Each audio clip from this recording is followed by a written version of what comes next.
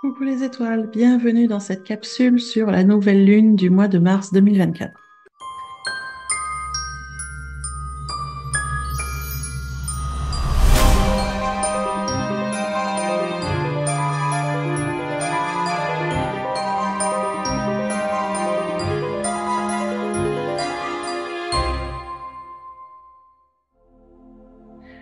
Alors, ce mois de mars est quand même particulier. Si vous avez écouté la vidéo sur les énergies du mois de mars que j'ai faite hier, par rapport au moment où je publie la vidéo, vous savez qu'on est sur un mois de mars qui est très très fort en énergie spirituelle. Si vous n'avez pas écouté, je vous invite à y aller, tout simplement. Vous comprendrez un peu mieux les choses. Et cette nouvelle lune, eh bien, elle vient aussi amener une énergie très particulière. Déjà, on est sur un début de cycle lunaire, comme toutes les nouvelles lunes, hein, début de cycle. Ça veut dire nouvelle énergie, nouveau départ, nouveau projet. D'accord? Mais on est en même temps sur une énergie de clôture, parce que cette nouvelle lune de Mars se déroule dans le signe des Poissons. Et le signe des Poissons, c'est le dernier signe du cycle zodiacal.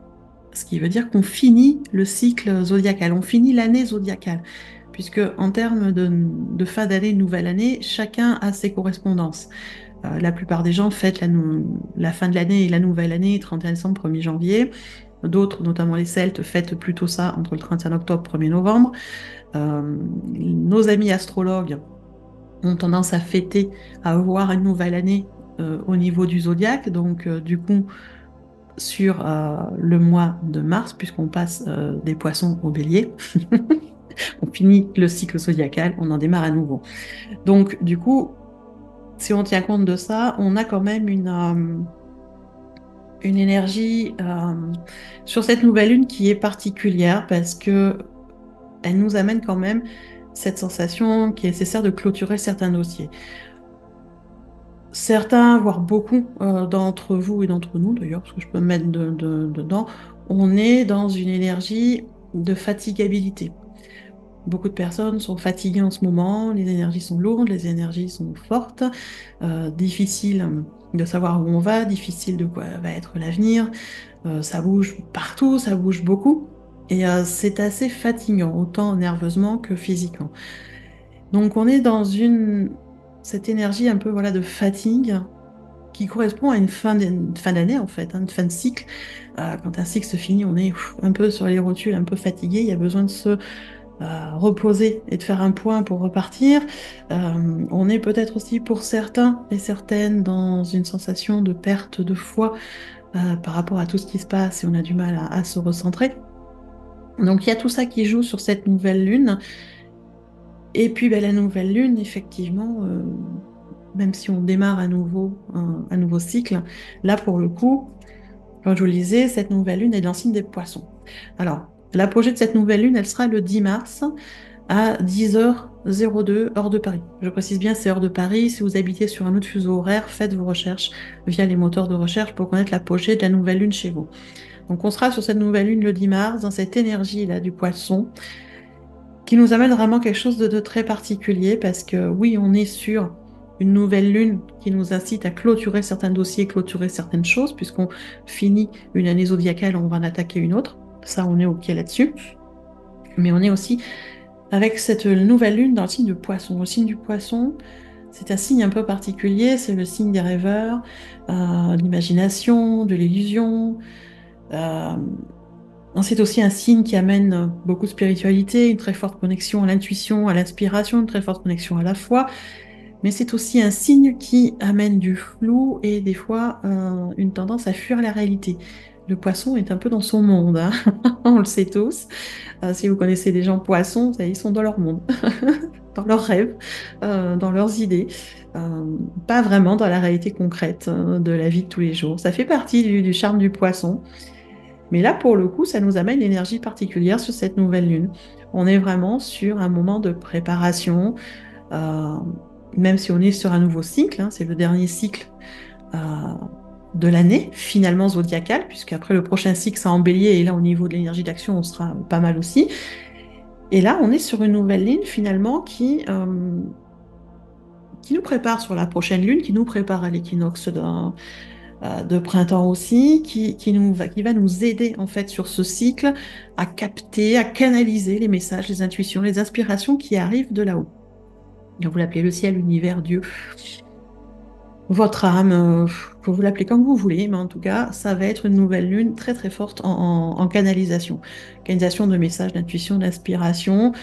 Euh, Pourquoi? Parce que justement, avec l'énergie du printemps qui arrive, ça va être le moment aussi de sortir un peu de l'isolement et de passer à l'action. C'est bien de vouloir passer à l'action et de faire des choses, mais pour aller où? Le truc, c'est de savoir dans quelle direction on va. Et ce cycle lunaire va nous aider à ça, en fait, va vraiment nous aider à capter, canaliser les informations qui viennent de notre cœur, de notre âme, de Dieu, de l'univers, des guides, voilà, pour savoir dans quelle direction on va. Donc c'est une nouvelle lune qui nous incite quand même à faire du tri dans nos pensées déjà, se recentrer dans nos pensées, arrêter d'être dispersés, du tri dans nos projets, du tri dans nos actions à faire plus tard. C'est pas, on a une énergie d'action quand même là, mais pour le coup une énergie d'action qui va être plus intellectuelle, je dirais. Euh, Même s'il y a des choses à faire, évidemment, mais ça va pas être le gros du truc. C'est une continuité de petites actions pour préparer le terrain pour plus tard. Donc voilà, on est dans cette énergie-là, de faire le tri, de se préparer, de canaliser les messages, et aussi dans le tri à faire entre ce qui est réaliste et réalisable. Et attention à tout ce qui est illusoire et utopique. On est dans le signe du poisson, donc dans ce signe de rêve, de l'illusion. Donc là aussi, il va falloir faire le tri entre ce qu'on reçoit comme canalisation. Est-ce que c'est réalisable? Est-ce que c'est réaliste? Est-ce que c'est réalisable? Ou est-ce que c'est complètement illusoire et utopique? Il va falloir faire attention parce que des fois, on a des choses qui sont complètement utopiques dans les idées qui nous arrivent. Donc c'est intéressant pour le coup, vraiment je vous conseillerais sur ce nouveau cycle, c'est d'avoir un carnet pour noter toutes les idées qui vous viennent, toutes les inspirations qui vous viennent, tous les messages que vous recevez, pour pouvoir régulièrement, tranquillement, c'est faire le tri. Ok, l'idée elle est bonne ou pas. Parce que des fois sur le coup elle paraît géniale et puis 3-4 jours après, pas tant que ça. Donc déjà, est-ce que ça vibre autant pour vous au bout de quelques jours? Si c'est oui, tant mieux. Est-ce que c'est réaliste? D'accord? Dans le signe, dans le truc, est-ce que c'est réaliste? C'est pas compliqué. Je sais pas, vous gagnez le SMIC et vous voulez vous acheter un château. C'est pas très réaliste. Je dis pas que c'est pas réalisable, je dis que c'est pas très réaliste, ça va être compliqué à réaliser. D'accord? Par contre, c'est peut-être possible d'acheter un appartement, d'acheter. Voilà. Donc, faire le tri entre ce qui est réaliste, réalisable, sur combien de temps c'est réalisable. Parce qu'il y a des idées que vous allez avoir, vous allez pouvoir les faire dans le mois. D'autres, il va falloir 6 mois, 1 an, 2 ans. Donc, essayez de voilà, mettre une espèce de timing sur vos idées. Et puis après, par quoi vous commencez. Donc, ça va être tout ça sur cette nouvelle lune qui va se passer sur voilà, ces 15 premiers jours de cycle, là, où ça va être pas mal dans cette énergie-là. Après, bien évidemment, il y a les planètes qui viennent aussi mettre leur grain de sel dans tout ça, sinon ça serait pas marrant, bien évidemment. Euh, Déjà, on parle du poisson. Dans le poisson, il y a déjà Neptune qui est là depuis un moment. Neptune en poisson, ça va être intéressant parce que ça va nous aider vraiment à avoir beaucoup plus d'intuition déjà. La planète elle est dans son signe, elle est maîtresse là. Ça va nous aider à avoir une connexion beaucoup plus forte. Alors, à notre intuition, certes, à notre cœur, oui, à notre foi surtout. Et on a énormément besoin en ce moment de se reconnecter à sa foi pour garder confiance en l'avenir et pouvoir avancer avec tout ce qui se passe autour de nous, que ce soit en France, dans les pays avoisinants. Si vous regardez un peu les informations, c'est plus que déprimant, hein. Voilà, si on ne fait qu'écouter les informations, on se dit à quoi bon ça sert de vivre, on arrête là. Donc, en fonction, voilà, de tout ce qui se passe, de l'énergie collective qui est très dense aussi, qui est très lourde, en fonction aussi de ce qui se passe dans votre propre vie, de vos événements de vie, eh bien, c'est des fois compliqué de rester dans la foi et de se dire que tout va bien aller et qu'on va avancer et qu'on va trouver des solutions. Donc Neptune va nous aider à ça, à venir nous connecter à notre intuition, à notre cœur, à notre foi. Un second souffle pour pouvoir avancer un peu plus, d'accord? Donc c'est vraiment super important. Et ce qui est étonnant, c'est que Neptune va quand même nous aider à clarifier un peu ses projets. Voilà, même si on est dans ce signe du poisson qui peut être très flou, on a quand même Neptune qui va nous aider. Mais Saturne aussi, c'est pas l'astuce pour rien. Saturne aussi qui est en Poisson, voilà, depuis quelques temps. Saturne est intéressant parce que lui, notamment, c'est une planète qui va nous aider à nous ramener sur Terre, dans le concret, dans la réalité. Alors certes, elle est moins puissante que ce qu'elle pourrait être, parce qu'elle est justement dans le signe du Poisson et dans cette espèce de flou rêveur illusoire là. Euh, voilà, donc elle est quand même moins puissante, mais elle va quand même nous aider à ramener les pieds sur Terre euh, et à nous garder quand même dans notre zone de confort, même si il est quand même essentiel de temps en temps d'en sortir de cette zone de confort. Quand on est dans une perte de foi et dans un état de fatigue et de doute, c'est important de rester dans sa zone de confort, de sécurité, de revenir sur Terre, de s'ancrer. C'est ce que Saturne va nous apporter sur cette nouvelle lune. Même si on a tendance à beaucoup rêver, c'est important de rêver, d'aller vers ses rêves, oui, mais quand je dis faites attention, hein, parce que rêver c'est bien, mais le rêve demande des passages à l'action. Si vous rêvez sans jamais passer à l'action, vous n'arriverez jamais à réaliser vos rêves. Donc à un moment, il faudra passer à l'action, d'accord? Et c'est là où Saturne va aussi nous aider parce que du coup, Saturne va nous aider à exacerber notre sens critique, notre discernement, notre réflexion et à pouvoir prendre du recul par rapport à ce qui se passe, à pas se laisser complètement embourber euh, dans le côté illusoire du Poisson, d'accord? Donc très important, c'est la connexion à Saturne là. Et l'autre connexion qui va être importante aussi pour poser nos objectifs, c'est en fait la lune noire. Alors, la lune noire, je vous en parle de temps en temps. C'est pas une planète, un astre à part entière, c'est un point fictif calculé par les astrologues euh, qui est intéressante. Elle correspond à Lilith et elle correspond aux zones d'ombre, aux zones cachées, elle correspond à l'inconscient. Donc, la lune noire, elle est intéressante. Là, sur ce thème-là, elle est carrément en opposition avec la lune. Vous avez la lune et la lune noire en face. Tchou, tchou. C'est vraiment, voilà. Donc, il y a une opposition. Ça veut dire quoi? La Lune déclenche l'énergie de la Lune noire, certes, mais pour le coup, elle ne va pas déclencher, euh, on va dire, les effets habituels de la Lune noire, où en général, quand elle se déclenche, elle révèle nos zones d'ombre, nos zones cachées, ce qu'on n'a pas trop envie de voir. C'est pas très agréable. Et là, pour le coup, dans cette configuration-là, avec la Lune en Poisson, la mise en exergue de la lune noire va plutôt être là pour révéler nos dons inconscients. Oui, on a des dons, on est tous, on a des dons, certains n'ont pas du tout conscience de leur capacité, de leurs dons, et la lune noire va nous aider à ça. Et l'énergie de la lune noire va nous aider aussi, pour le coup, à rester dans notre zone de confort. Si d'habitude elle a tendance à nous faire sortir de notre zone de confort, là, pour le coup, elle va nous aider à y rester pour pouvoir rester dans cette réalité et ne pas trop partir dans les rêves, ne pas fuir la réalité, parce qu'il y a ça aussi, c'est attention, cette énergie du Poisson a tendance à faire fuir, à se dire on fuit la réalité dans les rêves ou dans les addictions. Donc attention à ça, ne pas aller tomber dans les addictions, drogue, alcool et autres. Parce qu'il y en existe plein, ça peut être aussi l'addiction fuir sur les réseaux, fuir sur Internet, fuir dans les séries Netflix, fuir, voilà. Donc attention, c'est l'effet Poisson, hein, cette tendance à fuir la réalité par moment quand c'est trop compliqué. Donc attention à ça, mais là pour le coup, on a quand même voilà, Saturne et la Lune noire qui vont nous aider à rester dans une réalité quand même. On a aussi l'effet Jupiter. Un Jupiter qui est en taureau, qui va nous pousser pour le coup dans la réalisation de nos rêves. On a le droit de rêver, hein. Euh, et donc dans cette construction, on va dire très intellectuelle pour l'instant. Parce que Jupiter est en taureau. Alors Jupiter, il aide à la construction par la réflexion, par l'analyse des choses, par qu'est-ce qu'on fait, à quel moment on le fait, dans quel sens, machin, tout ça, quand on monte un projet. C'est l'effet Jupiter, c'est très intéressant. Jupiter étant en taureau depuis quelque temps, Jupiter est dans cette construction, oui, qui est durable. Parce que ça, c'est intéressant, on est sur une construction qui est durable, qui est pérenne, mais qui par contre avance au rythme du taureau. Donc, tranquillement. Il n'y a pas le feu au lac, hein. Taureau, il avance, il met les bases, il fait un pas après l'autre, c'est tranquille, mais par contre c'est solide, hein. Les bases sont solides, les bases sont ancrées, elles sont plantées, on ne les bougera pas. Donc c'est une construction qui est pérenne, mais qui va aller doucement. Donc attention avec les impatiences, va falloir apprendre à patienter, aller tranquillement, un pas après l'autre, pas sauter les étapes. D'accord? Il n'y a pas le feu au lac, on y va tranquille.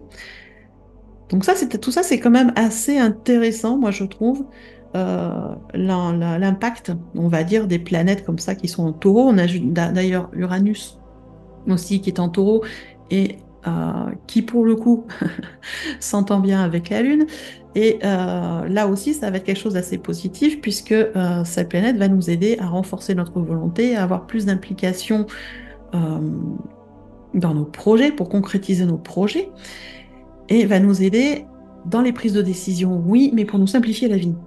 C'est pas pour rajouter des complications, Uranus va être là pour nous aider à prendre des décisions, pour nous simplifier les choses, pour avoir justement des prises d'action qui vont être bien cadrées, bien posées, et on fait ça dans tel ordre, et avec une très forte prise d'autonomie et une très forte volonté. Et ça, c'est intéressant pour avancer. Et gardez bien ça, parce que toute cette préparation-là qui se passe sur la nouvelle lune va être intéressante sur le prochain cycle lunaire.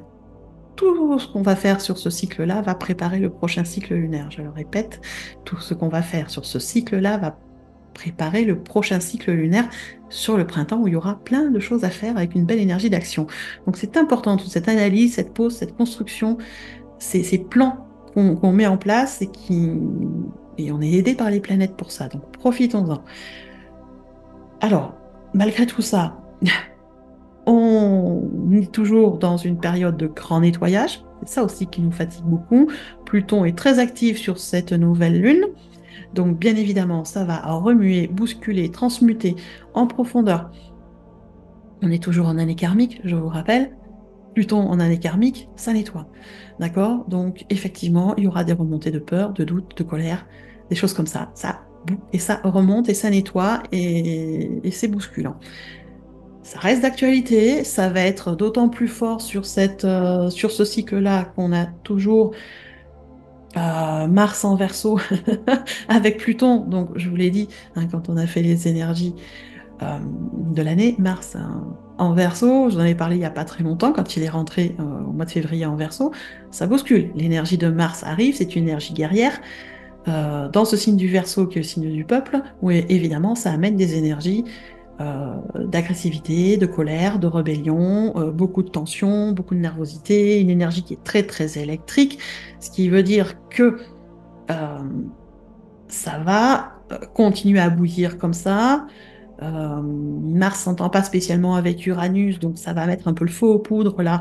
Donc tout ce mois de mars, il va être encore avec beaucoup d'énergie électrique, beaucoup tendu. Alors je sais que c'est déjà tendu depuis un moment, mais voilà, ça en rajoute une dose encore là. Mais vous inquiétez pas, ça va se calmer en fin de cycle, d'accord? En fin de mois. Fin du mois de mars, on passe sur l'équinoxe. Mars va changer de signe au 22 mars. On va passer dans le bélier, ça va poser les choses. Voilà, normalement, le côté électrique devrait se calmer un petit peu, d'accord? Donc, on va essayer de passer ce cap le mieux possible. Mais attention, il y a toujours cette planète Mars qui met le feu aux poudres et qui nous amène ce côté très très rébellion. D'accord?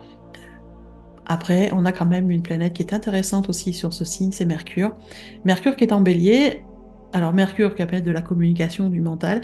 Et là, pour le coup, Mercure en bélier, on a une énergie de combativité qui est importante. Alors attention de l'utiliser du bon côté.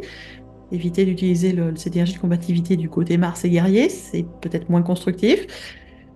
Elle est là, donc on y fait attention. Et Mercure amène aussi une belle énergie dans tout ce qui est initiative et innovation. Donc c'est porteur pour vos projets, d'accord? Attention à l'énergie de combativité, de ne pas être en excès. Ça peut être destructeur pour les projets, d'accord? Donc attention avec cette planète Mercure. Elle amène beaucoup d'analyses, beaucoup de questionnements en soi, donc attention de ne pas tomber dans le côté trop guerrier, d'accord? L'avantage qu'on a, c'est que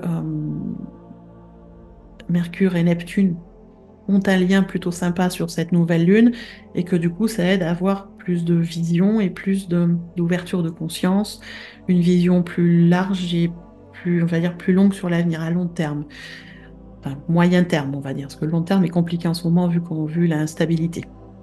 Donc une vision quand même sur du moyen terme, là où depuis quelque temps on était sur du court terme. Donc là pour le coup c'est intéressant sur cette nouvelle lune vraiment de se poser par rapport à nos projets, de faire le tri et de commencer à poser des plans d'action pour le mois suivant, de se prendre voilà une quinzaine de jours sur ce début de cycle pour poser les choses, bien analyser, bien mettre en place, parce que justement on va avoir une vision un peu plus longue là pour le coup, donc profitons-en. Ce travail, Mercure et Neptune, c'est intéressant parce que le côté illusion spirituelle de Neptune et le côté très logique et rationnel de Mercure.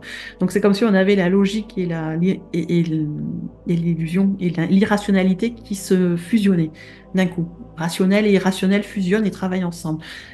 Ça arrive de temps en temps et cette énergie, elle est très très belle pour commencer à faire des plans sur des actions et des projets futurs. Mais bon, je vous disais, attention, on a toujours Pluton et Mars qui sont à fond euh, et ça amène voilà, beaucoup de tension et d'agressivité. Donc attention à tout ça. Malgré tout, on est quand même sur une belle nouvelle lune, hein, même si on est un peu fatigué, mais ça va se calmer.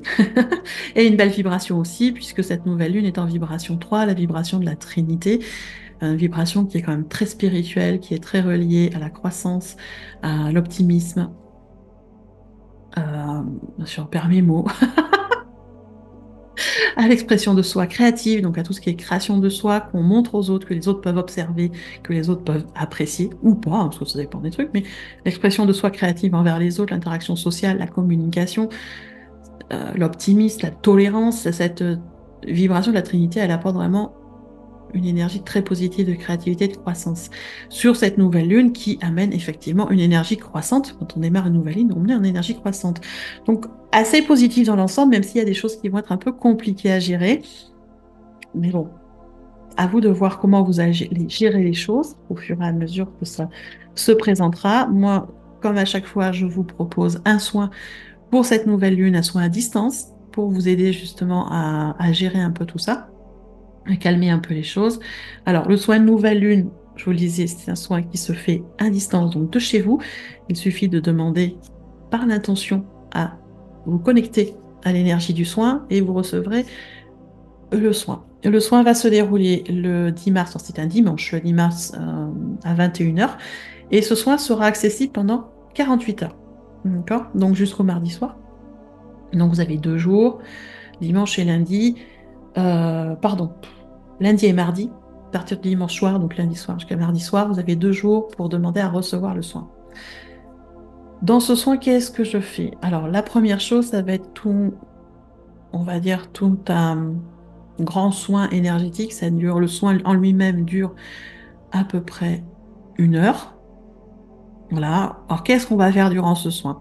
Bien évidemment, il y a toujours un temps de nettoyage des énergies stagnantes, des énergies négatives qui peuvent bloquer certaines intuitions ou bloquer l'énergie vitale. Donc ça, c'est toujours la première chose que je fais sur tous les soins de lune, ça va être de libérer, transmuter ces énergies négatives qui freinent. Après, on va travailler beaucoup sur l'apaisement des pensées, des émotions, pour justement éclaircir les pensées, éclaircir les idées, pour que vous puissiez bien poser vos actions, vos plans d'action pour le prochain cycle. Il y a un gros travail qui va être fait de transmutation à différents niveaux, que ce soit sur le plan physique, mais aussi sur le plan karmique. Ça bouge beaucoup à ce niveau-là, donc beaucoup de nettoyage à ce niveau-là aussi. Un travail de connexion pour vous aider à vous connecter à votre intuition, à votre discernement et surtout à votre foi. C'est très important. Un travail d'ouverture du cœur sacré. Et bien sûr, l'ouverture de conscience, parce que sans ouverture de conscience, on a du mal à prendre le recul et à voir les choses de façon différente, j'allais dire. Plus on ouvre sa conscience, plus on est dans la compassion, dans l'empathie, dans le calme et dans la sérénité. C'est pas pour rien que c'est quelque chose qui est travaillé régulièrement sur ces soins collectifs, ces soins de lune, parce que plus l'ouverture de conscience se met en place et plus vous êtes apaisé.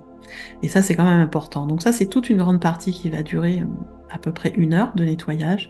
Et après, moi, j'ai toute une partie, ce que j'appelle de canalisation, c'est-à-dire que je vais demander à vos guides, pour chaque personne inscrite, je demande aux guides s'ils ont un message à faire passer.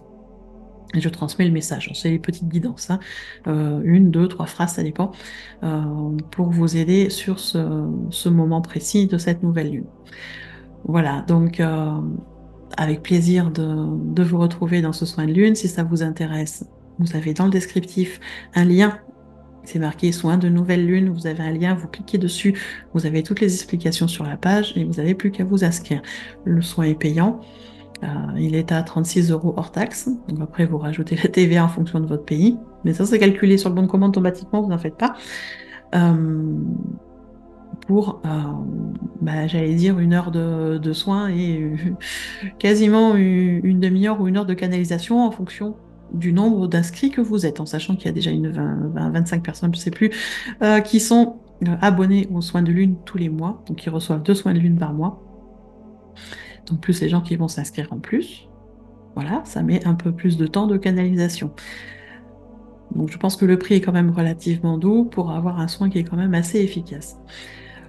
Voilà, donc au plaisir de vous y retrouver. En attendant, moi je vous souhaite une belle nouvelle lune. Si vous avez besoin plus de soins individuels, c'est pareil, n'hésitez pas à me contacter par mail ou par WhatsApp ou par MP sur les différents réseaux. Je suis à votre disposition et je serai ravie de vous aider dans ce que vous avez à traverser en ce moment-là. Voilà, je vous souhaite écoutez, une très belle nouvelle lune et puis à tout bientôt dans une prochaine vidéo.